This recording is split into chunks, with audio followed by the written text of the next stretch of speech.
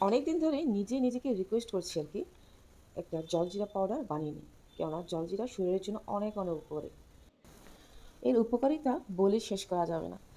আচ্ছা, যেহেতু এটা অনেক দিন সংরক্ষণ করে রাখা যায় তাই আমি বানিয়ে নিলাম অল্প কিছু জলজিরা পাউডার।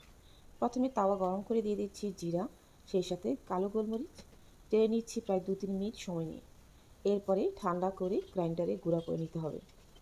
গ্রাইন্ডারে গুঁড়া করে নেওয়ার পরে আরও কিছু মশলা অ্যাড করছি, যেমন কিছু হিং, আমচুর পাউডার, সেই সাথে বিট লবণ আর লবণ। আবারও কিছুক্ষণ গ্রাইন্ডারে গুঁড়া করে নিচ্ছি। ব্যাস তৈরি হয়ে গেল জলজিরা পাউডার।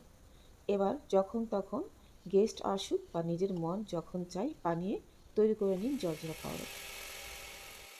আমার রেসিপিগুলো যারা ডিটেলসে পেতে চান, আমার ইউটিউব চ্যানেলে এই ডিটেলস রেসিপি দেওয়া আছে, অথবা ফেসবুক পেজে ফলো দিয়ে রাখুন।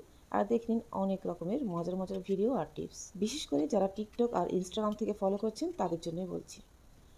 আচ্ছা, দেখে নিন কত সহজে তৈরি হয়ে গেল জলজিরা পাউডার।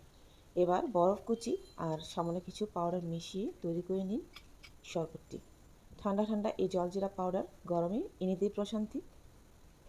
আমার চ্যানেলে বেশ কিছু শরবতের রেসিপি রয়েছে, আপনারা চাইলে তা দেখে নিতে পারেন।